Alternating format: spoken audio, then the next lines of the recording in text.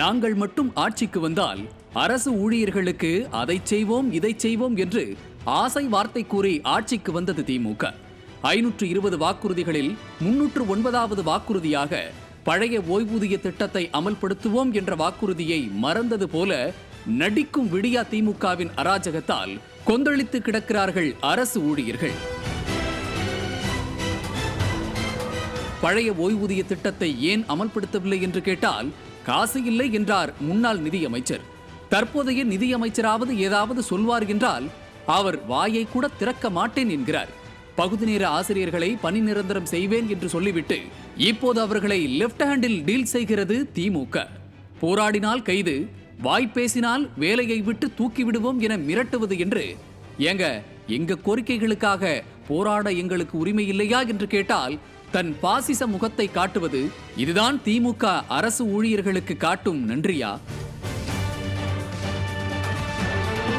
கடந்த 2021 தேர்தலில் திமுக ஆட்சிக்கு வருவதற்கு முக்கிய காரணமாக இருந்ததே இந்த அரசு ஊழியர்களின் ஓட்டுக்கள் தானே. இதை திமுகவே வாக்குமூலம் கொடுத்திருக்கிறதே. ஆனாலும் ஆட்சிக்கு வந்தவுடன் நன்றி மறந்து இப்படி தன் கோர முகத்தை காட்டுவதாக நொந்து கிடக்கிறார்கள் அரசு ஊழியர்கள். அதனால்தான் மாநிலம் முழுக்க வீதிக்கு வந்து போராடி கொண்டிருக்கிறார்கள். தங்கள் எதிர்ப்பையும் காட்டிக் கொண்டிருக்கிறார்கள். ஏற்கனவே போக்குவரத்து ஊழியர்கள் போராடி கொண்டிருக்கிறார்கள், மருத்துவர்கள் போராடி கொண்டிருக்கிறார்கள், சத்துணவு ஊழியர்கள், ஆசிரியர்கள், அரசு ஊழியர்கள் என துறைதோறும் போராட்டங்கள் தான்.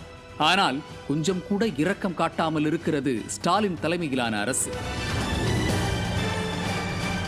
தமிழக அரசு ஊழியர்கள் முன்னெடுத்த போராட்டத்தில் ஆசிரியர்களும் இணைந்ததால் மாணவர்களின் எதிர்வரும் தேர்வுகள் பாதிக்கப்படும் நிலை உருவாகியுள்ளது.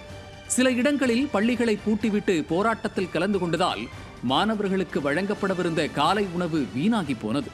மேலும் உயர்நிலைப் பள்ளிகளில் சில ஆசிரியர்கள் மட்டும் வருகை தந்ததால் ஆசிரியர்கள் இல்லாத வகுப்பறைகளில் மாணவர்களே பாடம் நடத்தும் நிலை ஏற்பட்டது. இதில் அரசு ஊழியர்களின் கோரிக்கைகளை பரிசீலிக்க 4 அமைச்சர்களை கொண்ட குழுவை அமைத்திருந்தாலும் நேரடி பேச்சுவார்த்தை நடத்தாததுதான் அரசு ஊழியர்களின் கோபத்தை அதிகரித்திருக்கிறது. போராட்டத்தின் காரணமாக பல ஊழியர்கள் கைது செய்யப்பட்டிருப்பதை பார்க்கும்போது திராவிட மாடல் அரசு ஜாக்டோ ஜியோ அமைப்பினரின் போராட்டத்தை அடக்க நினைக்கிறதா என்ற கேள்வி எழுகிறது. ஏற்கனவே திமுக மீது உள்ள அதிருப்தியால் சிறுபான்மையின மக்கள் இனி திமுக பக்கம் ஆதரவே கொடுக்க மாட்டோம் என்று முகத்தை திருப்பிக் கொண்டிருக்கும் சூழலில் தற்போது அரசு ஊழியர்களும் திமுகவிற்கு எதிராக மாறிவிட்டார்களா?